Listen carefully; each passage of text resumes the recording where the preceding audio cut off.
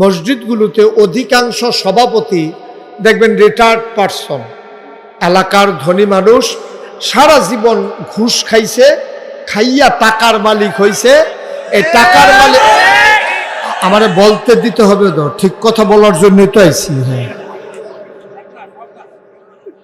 আমি অধিকাংশ বলেছি, আপনি শুনেনি নাই কথা। হ্যাঁ, উনি তো শুনেই নাই, না শুনলেই এই কারণে তো মাহফিলে হুজুররা ওয়াজ করতে পারে না। আমি একবারও বলি নাই সব, আমি বলছি অধিকাংশ। আপনি ইন্টারফেয়ার করাটা মোটেও উচিত করেন নাই। আপনি আমার সম্পর্কে আপনার ধারণা থাকা উচিত। আপনি মাহফিলের মুডটাই নষ্ট করে দিলেন। আমি সব তো একবারও বলি নাই, আপনি কেন ইন্টারফেয়ার করলেন এখানে? সেই দিন কি আছে নাকি? আর আপনি খুব বাজে একটা কাজ করছেন। কোনোদিন এই কাজ কোনোদিন কোনো ময়দানে করবেন না আপনি। অধিকাংশ আমি বলেছি, আপনি খুঁজ নেন বাংলাদেশে 100 মসজিদের ভিতরে 95 জন সভাপতি হয় সুদ নাইলে ঘুষের সাথে জড়িত।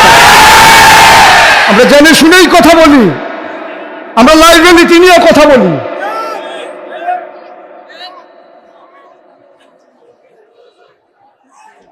কয়জন ভালো মানুষ বাংলাদেশে আমার জানা আছে? পৃথিবীর ইতিহাসে এমন কোন ইতিহাস নাই সরকার বদলের পরে 313 জন মেম্বার অফ পার্লামেন্ট, যেই জায়গায় আমলা কামলা, র্যাব, গোয়েন্দা, ঊর্ধ্বতন কর্মকর্তা সারা বাংলাদেশ থেকে একযুগে পালিয়ে যায়, পৃথিবীর ইতিহাস নাই, শুধু বাংলাদেশ।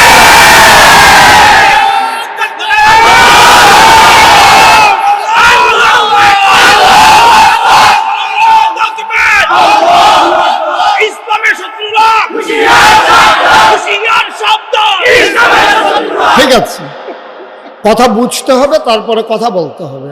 মাইক এখন আমার হাতে। একজন আলেমের সাথে কিভাবে কথা বলতে হয় আমরা ওইটা বুঝি নাই বলেই একসাথে সবাই পালানো লাগছে। যদি ডাক শুনতো, কথা শুনতো, তাইলে সবাই একসাথে পালানো লাগে না। আমি মনে করি 101টা কারণ যদি থাকে সরকার পতনের, এর ভিতরে 1 নম্বর কারণ হচ্ছে আলেম ওলামার সাথে বেয়াদবি।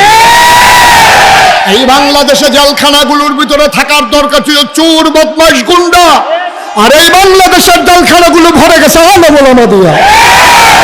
এই বাংলাদেশগুলো ভরে গেছে আলেম ওলামা দিয়া, মিথ্যা ট্রাইব্যুনাল সাজাইয়া, মিথ্যা প্রসিকিউটর সাজাইয়া, মিথ্যা বিচারপতি সাজাইয়া, মিথ্যা সাক্ষী বানাইয়া আমার কোরআনের বাকিগুলোকে হত্যা করা হয়েছে। এই বাংলাদেশে কে কোন অপরাধী আমাদের জানা আছে? অপরাধীরা পার পেয়ে যায়, ভালো মানুষগুলো অপরাধীর কাঠগড়ায় দাঁড়ায়, ঠিক কিনা বলে? সুতরাং আমাদেরকে মনে রাখতে হবে, এই সময় একটা গেছে যে এই মঞ্চগুলোতে কথা বলতে দেওয়া হয় নাই, মসজিদের মিম্বারগুলোতে হকের কথার উচ্চারণ হতে দেয় নাই। কথায় কথায় মসজিদের ইমামের চাকরি চলে গেছে, খতিবের চাকরি চলে গেছে। সেই দিন একেবারেই গেছে। সেই দিন আঘাত এসেছে, পাল্টা আঘাতের সময় ছিল না। আজকে বাংলাদেশে আঘাত আসবে তো পাল্টা জবাব হবে। প্রতিটা আঘাতের পাই করে হিসাব নেওয়া হবে। এইভাবে আর ছেড়ে দেওয়া হবে না। আমাদের যেমন ওদের যেমন এটা বাবার বাড়ি, আমাদেরও বাবার বাড়ি। আমরা ভেসে আসি নাই, ওদের বাবার বাড়ি আর আমাদের মামার বাড়ি। ও সাতপুর তো আমার মামার বাড়ি না।